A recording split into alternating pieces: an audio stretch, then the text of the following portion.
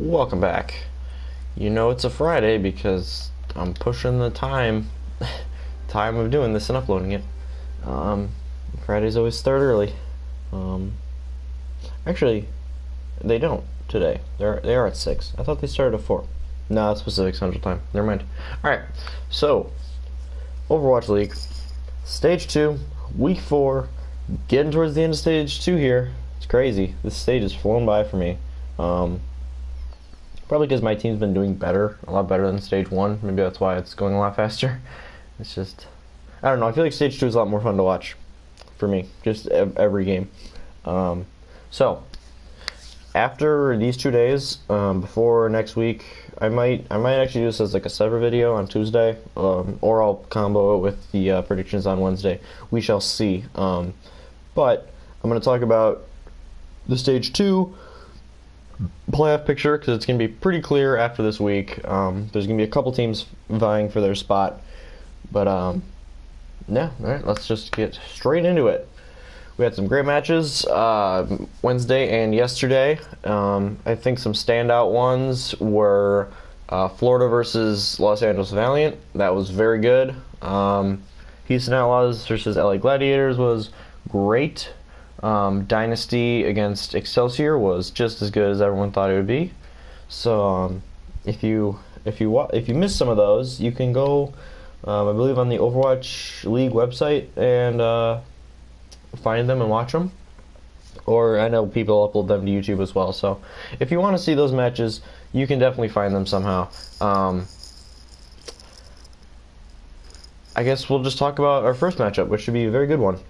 LA Gladiators against Florida Mayhem. You got the 9-8 Gladiators against the 3-14 Mayhem. 3-14 doesn't sound very good, and it's not. But one thing to note about the Mayhem is they've won their last 2 matches. They fell down 2-0 at Dallas, and then they reverse swept.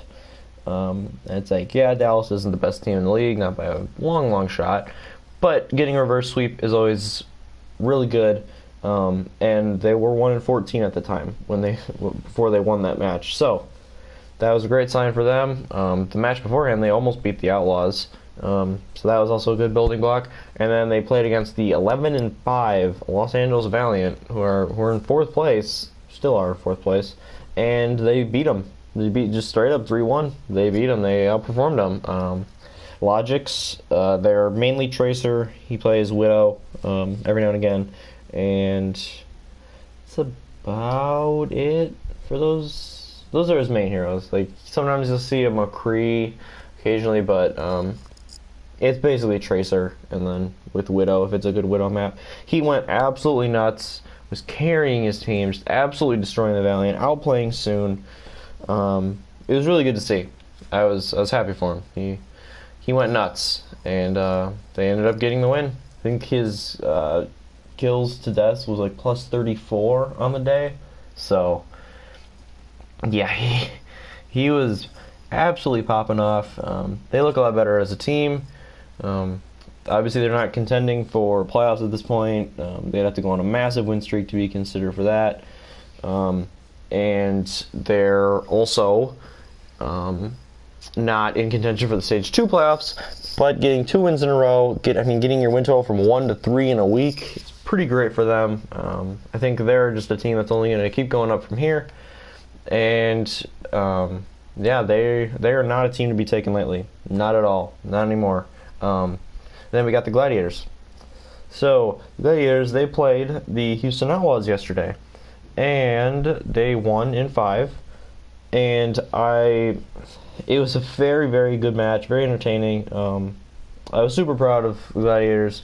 The maps that they were on were very interesting because the first 2 maps were Volskaya Industries and Lijiang Tower, which are 2 of, if not the best 2 maps for the Gladiators. So going into the matchup, I'm thinking, alright, map 4 is on Watchpoint Gibraltar. We are going to lose that map. The Outlaws will win that map. That's probably their best map, and that's one of the Gladiators' worst maps. Like that, I would bet you my life that they lose that map. Map number 3, Kings Row, has been a good one for both of the teams, so I thought that one would be very close. It could go either way. But we go in, I'm thinking, all right, we got to get these first 2 maps. We got it. If we go 1-1 or 0-2, if we go 0-2, it's definitely over. But if we go 1-1, we're in pretty big trouble. And they lost Volskaya. I was disappointed by their performance. They ran exactly what they tried to run last time, pretty much. They were just really. It seemed like they were just really predictable. Surefour's Sombra play was really predictable, and a couple times the Outlaws just camped his translocator spot because he always threw it to the same place, the mega pack in the building to left of first point on Volskaya, and he would just translocate back when he got low, but then either the Winston or the Diva would just be sitting there waiting for him and they'd kill him. So I thought that they were just way too predictable on defense. And then on offense, they tried running Surefour on Widow against who a lot of people consider the best Widow v Widow in the game in Linkser, and that just didn't go well. In their first attack, Surefour did get the Mercy to kind of open up the fight, but on the second time they tried it, Linkser I killed him at least, it was 2 or 3 times in a row, and then Surefour just switched off. It's like Surefour is really good on Widow, but he can't out-Widow Linkser. Especially when he's kind of feeling it like he was. So they did end up, it was still close, they almost tied that map, but they just did lose Volskaya. At that point I'm thinking, we're pretty much screwed. This is really bad. That's one of our best maps. That's a map the Outlaws haven't looked very good on, and we just lost it. Crap. So we go to Lijiang, really close map. The Outlaws took the first one, I believe, and then the Gladiators took the next 2. But yeah, it was really close. Every time, I think it was 99 to 100 the first 2, and then the Gladiators won the third one like 100 to 85 or 86. So they were very close. You got to see Reinhardt play from Muma and Fissure. I'd say Fissure outperformed Muma pretty easily. Like it was big. Like the difference was huge. That was probably the difference in the map.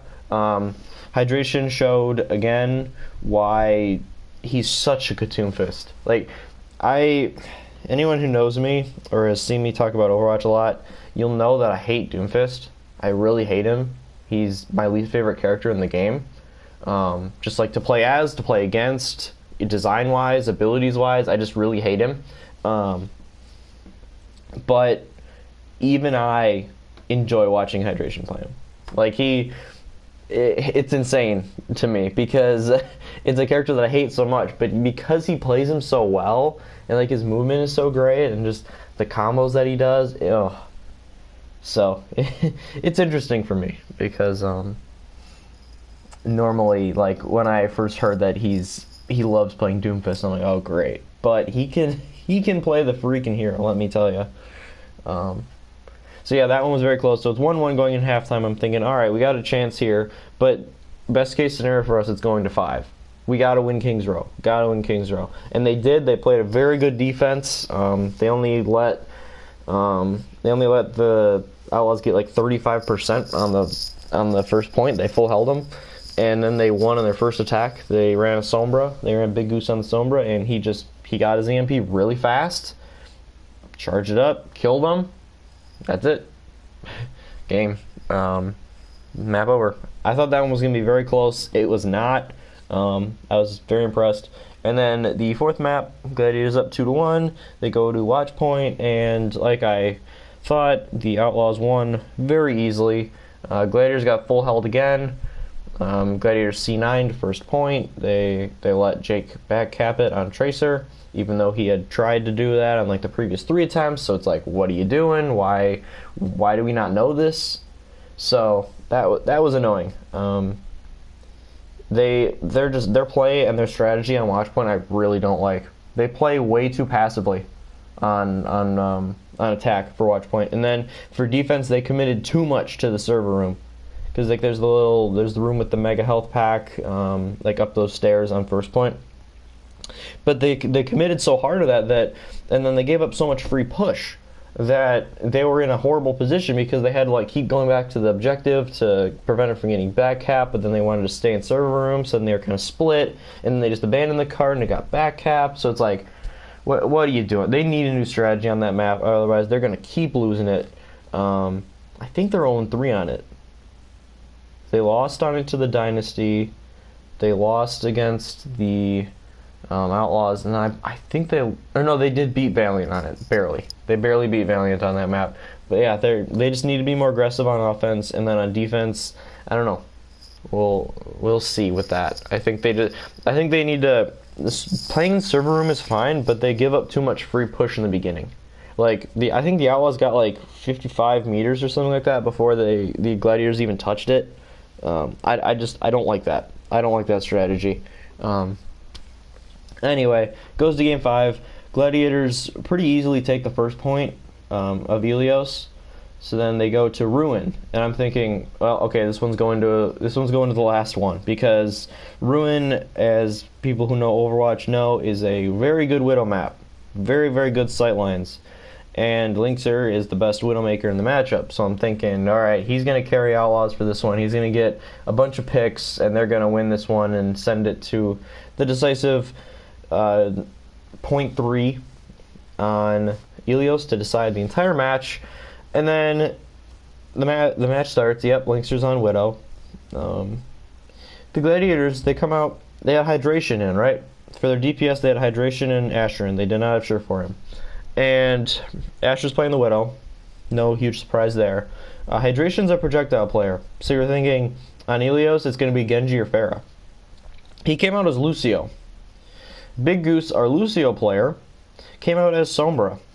And Shaz, our off support, who basically most of the time plays Zen.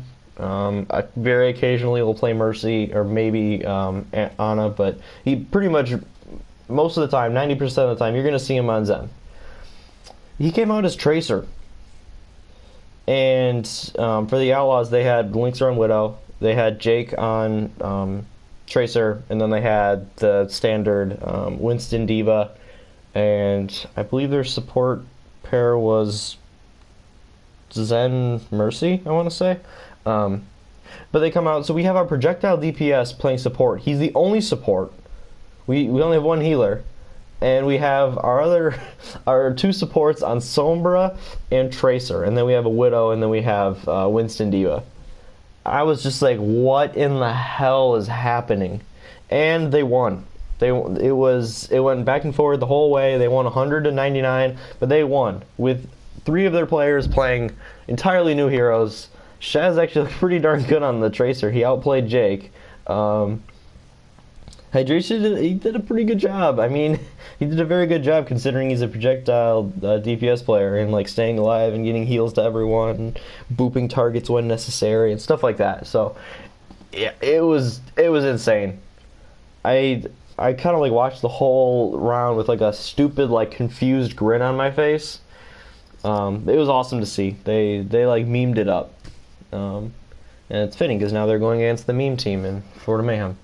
So 2 teams, they're on fire. I won't talk about it anymore. I just wanted to kind of go through what I was thinking throughout that match. I was super happy Gladiators pulled it out. I loved their strategies except for on the first map. I thought the first map their strategies were bad, and then the rest of the time they were good. So it's a revamped, very good Florida Mayhem squad versus Gladiators at their best. They're going to be playing on Volskaya, Nepal, Hollywood, and then Route 66. So again, I'm thinking Gladiators, you got to take the first 2 here. Volskaya, you did lose on it last time, but that was your first loss on Volskaya. You looked really good on it otherwise. You got to come out strong and take that map on them. And then Nepal, they also haven't lost on, so that's probably become their strongest game type. Having Hydration and Asher in, and just really taking control of those control points, and taking it to the other team. Because when the Gladiators are super aggressive, that's when they're at their best. So I think that as long as they stay aggressive, they should be okay. They should take the first 2 maps. Map 3 is where it gets interesting. Mayhem had a pretty bad time on Hollywood last time. They tried to triple tank it, and it didn't really work out for them. They got full held. I think they'll probably adjust that strategy. The Gladiators have looked okay on Hollywood. Not great. This one could go either way. I feel like the Gladiators will take this one and just end the series, and then the Mayhem will take Game 4. But if the Mayhem can sneak in games 1 or 2, if they can win one of those, I could see this going to a Game 5 pretty easily. But I will say Gladiators 3-1, maybe 3-2, and I'll move on from that one.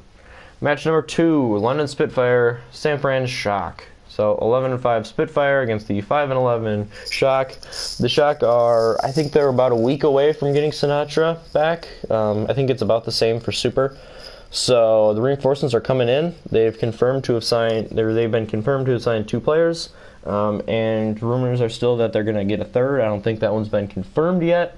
But after they do get that person, they will have a full squad of 12. A lot of teams or more and more teams are going to this now. It's going to be really interesting to see if the Gladiators and the Mayhem, they're 2 teams that have a very low amount of players, if they do go the same route. If the Gladiators are rumored to have signed a new player, if that's true, they'll have 8. And I believe the Mayhem are at 8 right now, but they're going to have 9. So I think eventually all the teams in the league will be up to 12. Just so they can have 2 full teams to scrim against each other, and then you can have pretty much a backup for everything. If a player is like injured, or if they've been playing really poorly and you want to give them a break, or if they have a family emergency and they're like out of the country, anything like that. So yeah, that will be very interesting to see. But the Spitfire and the Shock, this one, because of I don't know. I think usually for these kind of ones, I say London Spitfire win easily. It's 3-1 though. The Shock will find a way to take a map, but it won't be that close overall. But I think that London, I think they understand that they're in a position where they're in 4th right now in the stage 2 picture, and as you know, the playoffs, it's the top 3 for each stage. So they really need to get wins, and they need to get good. Like, they can't win 3-2 because then they only get +1 map differential. They need some 4-0s, and I think they do 4-0 the Shock here. I think they're going to come out super ready, because the Gladiators won, so they're still ahead of them.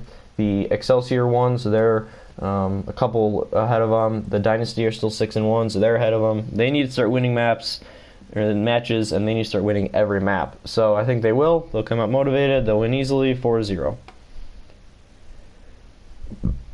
Last match of today, LA Valiant, Boston Uprising. So Valiant are coming off a loss to the Mayhem. Uprising are coming off a win against the Fuel, 11-6 versus 9-8. This is a very important match for both teams. The Uprising are in 7th right now. They're 1 spot out of the overall playoffs, and they're basically out of the playoff picture for stage 2. But obviously winning matches is still super important for them, because they are in contention for the overall playoffs. Same thing with the Valiant. They're in 4th right now. But if you lose this and a couple of the other teams win, you could be falling all the way in the range like 6th. So I think for the Valiant, I really this is a tough one. This should be a really good game. They're playing on Volskaya, Lijiang Tower, Kings Row, and Route 66. I'm gonna go with the Valiant in this one, 3-1. But we'll see. I mean, the Uprising, they had a rough start to stage 2, but I think they're getting pretty close to back to their stage 1 form. So it kind of depends on what kind of Valiant team we see. If they lose this game, I'm losing some faith in them. If they lose this, so we shall see. I mean, for my Gladiators, it's like, well, I mean, either way, whichever. Because both these teams are ahead of us in the standings, so it's like whoever wins, it doesn't really matter as long as we win. Then we'll pick up some ground in somebody. So yeah, we'll see. This should be a very interesting matchup, though. It'll be very telling to see if the Valiant come out with Agilities again. He hadn't played in a while. They played him yesterday, and he played very well. The rest of the team just didn't play very well. Soon was honestly probably at his worst week of the entire Overwatch League. It was up there. He had a pretty bad one against the Gladiators last time they faced off too, but it's up there for him. He got outplayed by Logix easily, which is shocking to me and probably everyone else. Yeah, I think they'll bounce back. I don't see them taking a second loss in a row here. I think they're just a better team overall than the Uprising, and they will show it today. All right, moving on to Saturday. Starting out with a really, really good one. London Spitfire, making their second appearance of these 2 days, will be playing against the Dynasty, who are coming off a very close loss to the Excelsior. So, Dynasty are 13-4, Spitfire are 11-5. Spitfire should be 12-5 coming into this matchup because they'll have beaten San Fran. They're playing on Hanamura, Lijiang Tower, Kings Row, and then Watch Point, Gibraltar. So, this one should be amazing. Should be almost as good, maybe as good as the Excelsior Dynasty matchup. It's a huge match for both teams. If the Dynasty win, they're in pretty darn good shape for the Stage 2 playoffs. They'll be 7-1 for the stage then. I forget who they played the last week, but they've already gotten the Excelsior and the Spitfire out of the way. So any team they face, they should be able to beat. They already played the Fusion. They already played the Gladiators.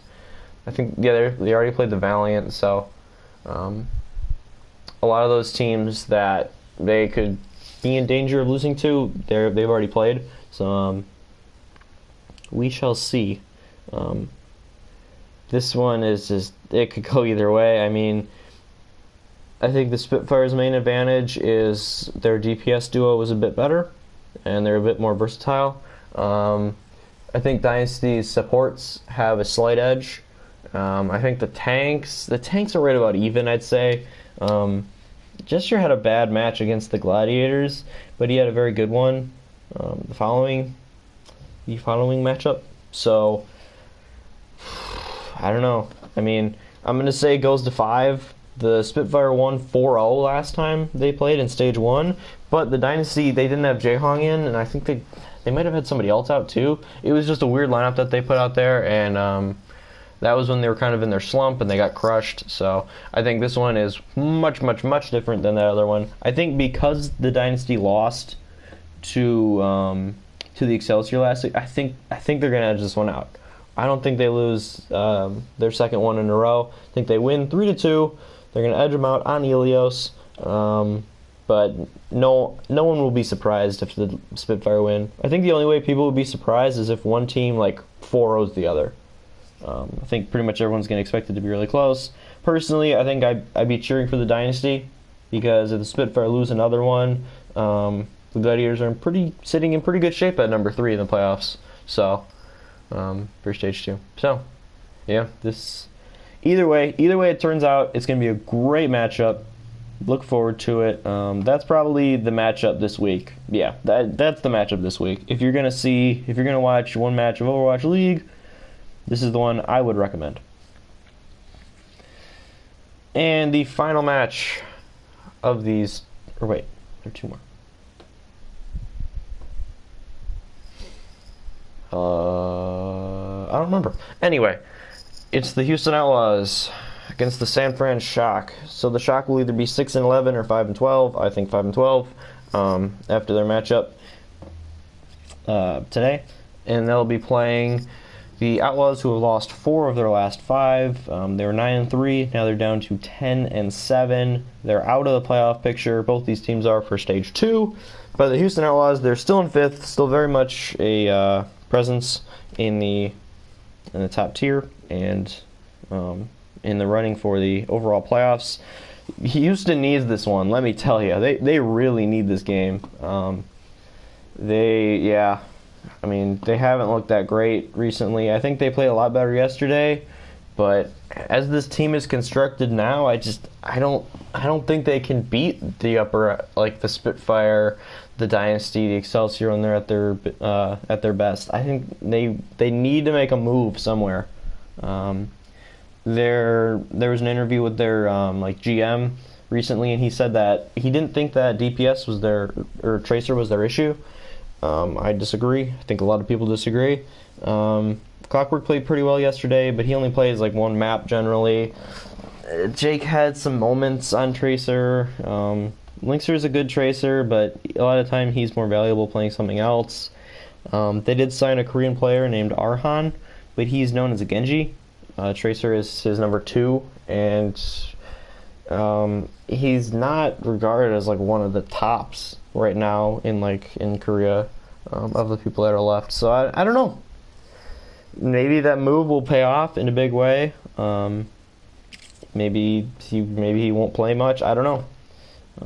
It is interesting though that they did add another DPS player. So I think their main issues are just Linkster's inconsistent, and Jake kind of has a limited hero pool. I mean, he played alright as Soldier against the Gladiators. A lot of his kills were just attack visors, though. Like, his team would focus the D.Va, get her out of mech, and then attack visor and get like 3 kills. And it's like, okay, anyone can do that at that point. So, thought it was alright, but it wasn't special. I mean, of course, his Junkrat is really good, but other than that, his Tracer and his Soldier, his Genji, he goes off sometimes as Genji, but there's other times when he's kind of ineffective for a bit. So, it'll be really interesting to see what the Outlaws do moving forward. I think they are going to have to make a move if they want to really be a contender to win it all. But that's not to say that they're not a good team now. They're still a very good team. Cool Matt is one of the best divas in the world. I think he just makes that whole team look way better. He makes Muma look way better than he is. That's just my honest opinion. I think Muma's good, but he's really nothing special Overwatch League wise. Like, obviously he is special, but compared to the other Winstons of the league, like, he's good. He's right in the middle, I'd say. But he's not like carrying your team. He's not like Fissure level, like gesture level, Miro sometimes level, guys like that. Fate for the Valiant. But we'll see. I think the Outlaws do win this game. I think they'll take it 3-1. They got Watchpoint. They're playing on Hanamura, Nepal, Hollywood, and Watchpoint. No way they lose Watchpoint, I don't think, unless Baby Bay really goes off the whole game as Widow. He's known to go off sometimes, but then he's also really inconsistent. So, yeah, we'll see. I think Shock will probably take game 2, if any of the games. 2 or 3, I'd say. But, yeah, I think the Outlaws will prevail. They'll get back on get back to their winning ways, and hopefully build off it moving forward. And then they're just looking to finish stage 2 strong, so then they can go into stage 3 and maybe make those playoffs. So I'm gonna double check real quick. Pretty sure that is the last matchup. No, the Fuel only played once this week. That's right. The last matchup. I don't know why I thought that was the third one. Real quick, it's the Dallas Fuel against the Philadelphia Fusion. Fusion are coming off a win. Fuel are coming off a loss. I think this one should be pretty straightforward. 5-12 Fuel against 10-7 Philly. Philly's sitting in 6th right now. If you lose this game, and if the Uprising and the Gladiators win, you're tied for 8th, for 6th, 7th, and 8th. So I think the Fusion really need to win this game. This isn't the type of matchup for them that they can afford to lose. This is a case of like, it's a team you should beat. I think with the complete and utter mess that Dallas is, I think it should be pretty easy for Fusion to win this one. They're playing on Hanamura, Lijiang Tower, King's Row, and then Watchpoint. The Fusion have a tendency to 4-0, so I'm going to say they 4-0 this one. Until the Fuel really show me something, and they like show a lineup that really like kind of works together, or anything like that. Until they show me that, yeah. If they're gonna play like AKM on Genji again, if they're gonna have Taimu just consistently die first in fights as the main tank, it's gonna be brutal. So I hope that they come out with something different, or at least stick with what they're doing and just keep doing it for like a bunch of matches in a row. And if you lose like all of them badly, then it's like, all right, now we got to move on from this. This has to be gone. So, yeah. For fuel, I maintain they either need to make huge changes or no changes. Let the guys play together or break them up. It's one or the other. You can't have it both ways. You can't make little minor adjustments and keep moving people in and out, in and out. You're just going to break your team's chemistry. No one's going to know what they're doing. It's going to be bad. Yeah, hopefully the fuel will get their act together in Stage 3, make some moves, whatever. Alright, that's the end of the video. I think this was a really long one. Kind of went on and on about the Mayhem Gladiator one. But yeah, that's definitely the second best matchup, I'd say, of the week. Just because two teams that are playing very well. Alright, so that's the end of Stage 2, week number 4. And then I'll see you back for week 5, the final regular season week of Stage number 2.